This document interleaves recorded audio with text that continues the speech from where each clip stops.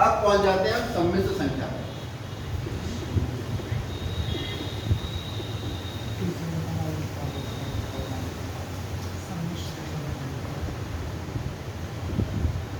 Complex number.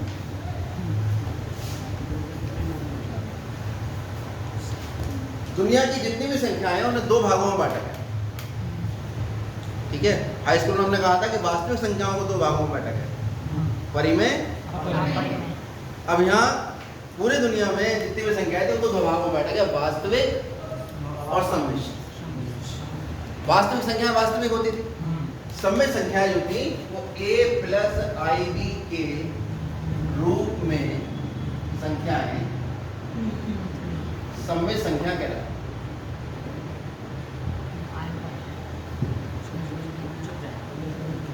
जहां a, b जो है वो बिलोंग करते हैं R यानी वास्तविक संख्याओं को, a और b वास्तविक संख्या। सम्मिश्र संख्या को z से लिखते हैं।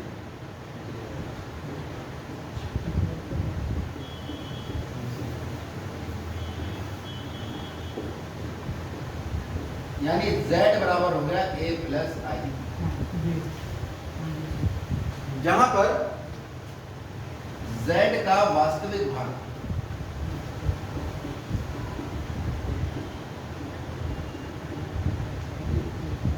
और z का काल्पनिक भाग वो भी, यानी I का जो गुणक है वो काल्पनिक भाग है। और जो वास्तविक संख्या है, यदि b बराबर 0 हो जाए तो z बराबर a हो जाएगा। यानी जितनी भी वास्तविक संख्याएं हैं वो सब सबसेट है z का, या z या इसको कहते हैं c, जहां c क्या है, सेट ऑफ कॉम्प्लेक्स। सेट का यूज यही है। ठीक है, तो जितनी भी वास्तविक संख्याएं हैं तो अब क्या सीक्वेंस बना कि भाई जो नेचुरल नंबर है वो सबसेट हो गए होल नंबर के, होल नंबर सबसेट हो गए इंटीजर के, इंटीजर सबसेट हो गए रैशनल नंबर के, रैशनल नंबर सबसेट हो गए रियल नंबर के, और रियल नंबर सबसेट हो गया कॉम्प्लेक्स नंबर। कोई समस्या है तक? क्लियर हो गई सब बात? अब ये जो वास्तविक भाग है इतना लंबा लिख रहे हैं, इसको लिखने का तरीका है RE, real part of z बराबर, और इसको लिखने का तरीका है इमेजिनरी पार्ट ऑफ z बराबर। ठीक है, अब इसी का ये उतर गया।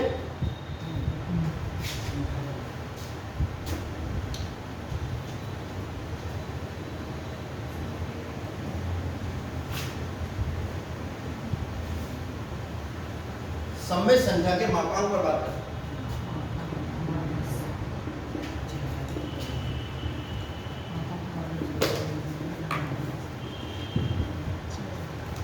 अगर सम्मिश्र संख्या z बराबर a प्लस IB है तो z का मापांक ये है। ठीक है, z का मापांक, और ये होता है वर्गमूल a का वर्ग प्लस b का वर्ग। ठीक है, एक होता है कॉन्जुगेट ऑफ z,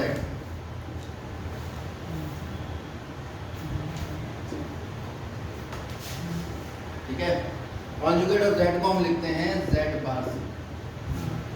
तो अगर z बराबर a प्लस IB है तो कॉन्जुगेट ऑफ z यानी z बार, ठीक है, दोनों से गुणा करना, संयुग भी कहते हैं इसको। z का संयुग, z के संयुग भी में बात करें, a plus IB, a minus a का वर्ग माइनस I का वर्ग b का वर्ग, I का वर्ग माइनस I हो गया, a प्लस b का वर्ग। अच्छा, z बार ए का वर्ग प्लस बी का वर्ग हम यहाँ से देखें अगर तो यहाँ से मॉड जेड का वर्ग कितना आ रहा है तो आप इस ए स्क्वायर प्लस बी स्क्वायर लिख सकते हैं मॉड जेड यानी एक आपके पास नियम आ गया मॉड जेड का वर्ग और एक तरह से अभी जो सवाल हल किया था हमने वन ये सवाल हल करवाया था अभी 1/1 प्लस आई और आपने कहा था 1 माइनस आई से मल्टीप्लाइड बाई 2 तो 1 माइनस आई बना था और ये क्या बन गया था 1 स्क्वायर माइनस आई स्क्वायर तो ये अगर z था तो ये z1 नहीं हो गया z के संयुग्मी को केवल i का निशान बदल दिया इससे कुछ नहीं कहेंगे अगर ये -1 भी होता मान लो तो ये माइनस ही इमेजिनरी पार्ट केवल इमेजिनरी पार्ट का निशान बदल दिया जाएगा उससे यहाँ तक बात क्लियर हो अब जरा इसका ज्यामितीय रूप समझते हैं ज्यामिति से क्या कनेक्शन है ये तो कर क्या होगा समझ आ गया होगा पेन चलाते रहा करो थोड़ा थोड़ा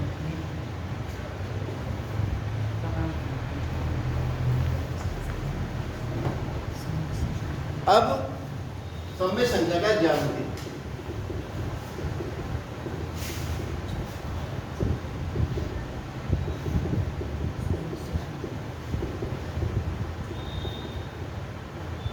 पूरा हिंदी में लगेगा सम्य संख्या का ज्यामिति रूप है ना वरना इसे हम कहते हैं देख ऐसे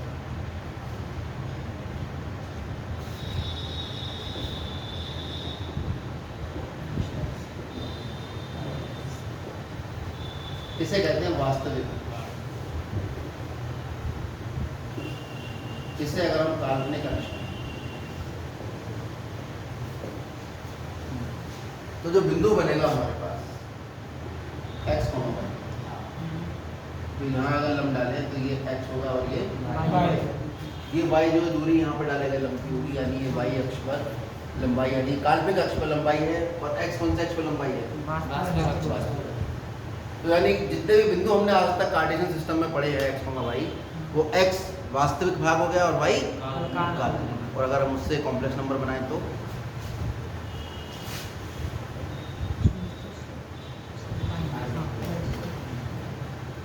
अब मान लो 3,5 या -5 का सम्य संख्या हो क्या आ जाएगा z बराबर 3 - 5 यानी x को ऐसे लिखो प्लस i के साथ में आप y वाला पार्ट लिखो तो भी ये प्लस में है कोई समस्या अब संयुग्मी का कंसेप्ट समझो अगर ये बिंदु a है और इसे एक हम मिरर मान लें मिरर मतलब दर्पण तो दर्पण तो जितनी दूर बिंदु है उतनी दूर इसका प्रतिबिंब बनाएगा इस बिंदु का निशान किससे मिलेगा भाई x तो x ही रहा x का मतलब अरे हाँ y प्लस का था नीचे कैसा होगा अब इस बिंदु के सदस्य अगर आप एक कॉम्प्लेक्स नंबर लिखोगे तो उसको ऊपर हल्का सा बार लगा दोगे तो x - iy नहीं होगा और इस बिंदु के सापेक्ष अगर आप एक कॉम्प्लेक्स नंबर लिखोगे तो x + iy हो जाएगा तो आप देख रहे हैं कि किसी बिंदु का संयुग्मी या किसी कॉम्प्लेक्स नंबर का संयुग्मी कॉम्प्लेक्स नंबर किसका रूप है बिंदु का रूप है बिंदु से तो कॉम्प्लेक्स नंबर बन रहा है अब मैं बड़ा छोटा सा एग्जांपल लेता हूँ आपके सामने z1 बराबर 3 + 5 है और z2 बराबर -1 - 2 है बताओ कौन सा नंबर बड़ा है इसमें z1 या z2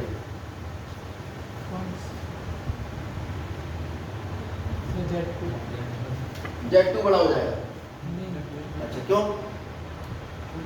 आई का मान माइनस होगा नहीं आई का मान माइनस में तो z2 बड़ा कैसे होगा सर z1 बड़ा होगा z1 बड़ा हो जाएगा बताओ मान रख देख लो यार मान तो रखो भाई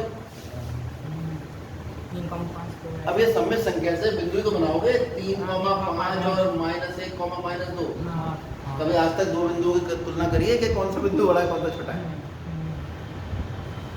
तुलना हो सकती है क्या? चलो कर ही नहीं, छोड़ो। हो सकती है क्या? नहीं हो सकती। इसका मतलब सम्य संख्याओं की भी तुलना नहीं। एग्जाम में आते हैं सम्य संख्याओं की तुलना नहीं हो सकती। कोई सम्य संख्या वो तो बिंदु को निर्देशित करा, वो तुलना कैसे करोगे कि ये वाले बिंदु की तुलना यहाँ वाले बिंदु से करने लगे कि कौन सा बड़ा बिंदु है? अरे बिंदु तो बिंदु है ही नहीं, बिंदु का तो पोजीशन है बिंदु की, वो अब वो कैसे बड़ी छोटी होगी? ठीक है, तो सम्य संख्याओं की तुलना नहीं हो सकती। हाँ, अगर हम इनका मापांक निकाल लें तो इनके मापांकों की तुलना हो सकती है। किसका मापांक कितना है? अब सवाल ये होता है कि मापांक है क्या? तो ये थोड़ी बता दिया हमने, क्या बताया है? मापांक देखो क्या है। मापांक मूल बिंदु से सम्य संख्या को निर्देशित करने वाले बिंदु की दूरी है। निकाल के देख लो, पाइथागोरस प्रमेय लगा दो इसमें, तो ये किसके बराबर आ जाएगा? आ जाएगा नहीं आ जाएगा? ये तो मापांक है। तो अगर मापांक का ज्यामितीय निरूपण देखें, अच्छा एक चीज और, ये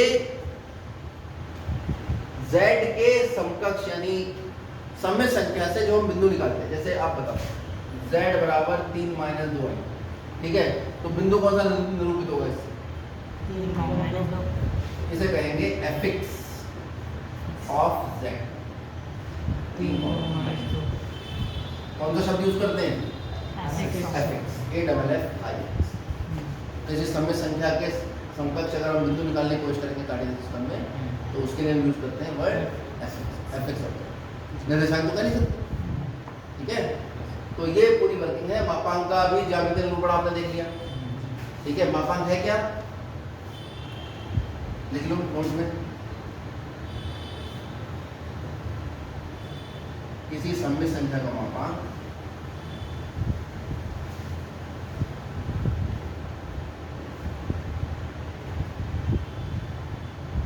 सम्य संख्या z का मापांक z के fx से मूल बिंदु की दूरी।